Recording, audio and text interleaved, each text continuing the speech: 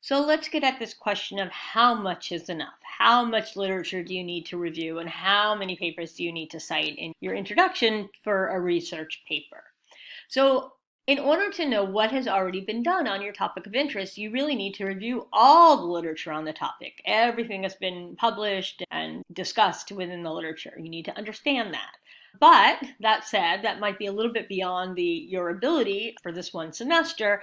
And depending on your topic, you probably can narrow down the field by looking at the most recent papers that have been published on the topic.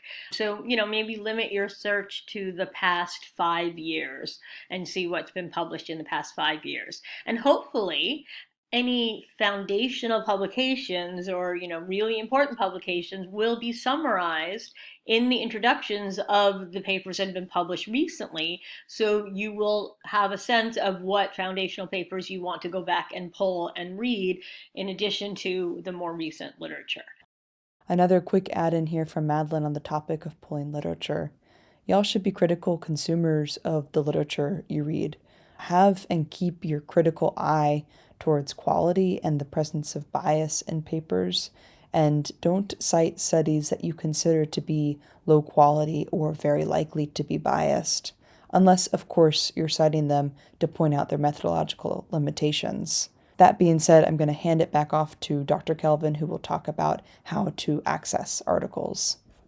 You guys should all be aware that you can search the literature using the CUNY library links on our CUNY School of Public Health website. And if you use PubMed, or I like to use Medline Complete, you can get access to PDFs of pretty much any paper you want. If CUNY does not have a subscription to the journal and you need an article from that journal, you can request that article using interlibrary loan. So you basically have access to anything that's ever been published at this point. And so you shouldn't feel like your only option is to read and cite open access journal articles, because through CUNY you can get access to journal articles that are not published open access because CUNY has a subscription to those journals.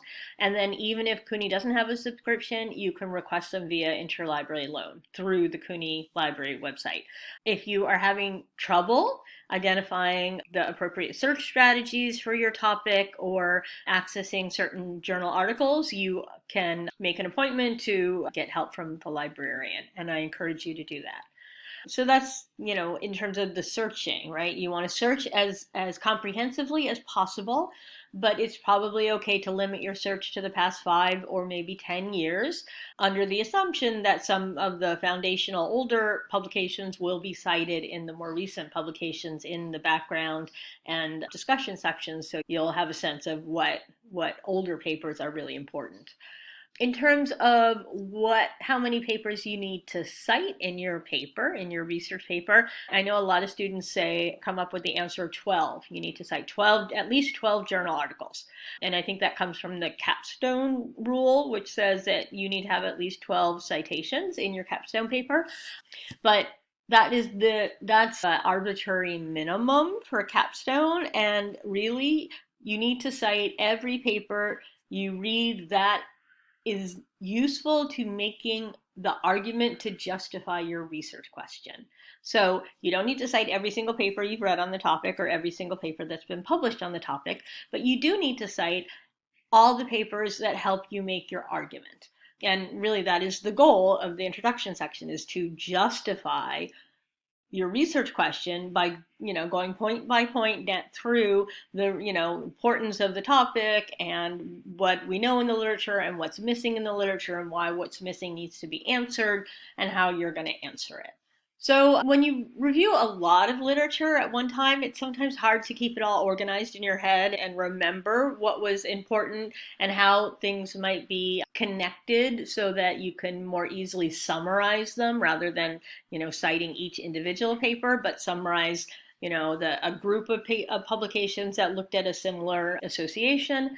And so I often find that organizing the literature into a table as I read it helps me see patterns that will help me generate testable hypotheses and also justify those hypotheses. So here's an example of a table where you might specify the paper, right? You could actually put the EndNote code in there if you wanted, or just, indicated by author, first author, and date of publication. And then maybe talk about what the findings were, what the study design was, what the population was, and maybe some comments. And so you might find, a group of papers that all did cohort studies looking at the same exposure disease association with the same findings, but in different populations. And then in your introduction, you could say there have been a number of cohort studies looking at the association between exposure and disease, all of which found, that exposure increases risk for disease. And these studies were conducted in various different populations, including in the United States and Bangladesh and, I don't know, the UK and so on. So instead of saying Smith et al. Looked at the exposure disease association and found this, and then Jones looked at this association and found this, you could put the information together where similar findings with similar designs were identified, but in diverse populations. So what do you think the goal is for the literature review in the introduction of your research paper? You want to present the literature on the topic in such a way that you lead the reader through the arguments for why your hypotheses should be tested in order to answer questions that remain despite the current literature. The introduction of an analytic paper should take the form of a structured argument in which you use the literature to prove your points. So let's look at the Levasseur paper as an example and map out the argument the authors make in their introduction. I want to point out that this is one of the papers that was originally written for this class and then subsequently published. So this is the kind of structured argument that, I'm hoping you guys will make in your paper to justify your research question. So take a few minutes and map out the justification that Levasseur uses in explaining what we know about the topic and what we don't know and why that might be important.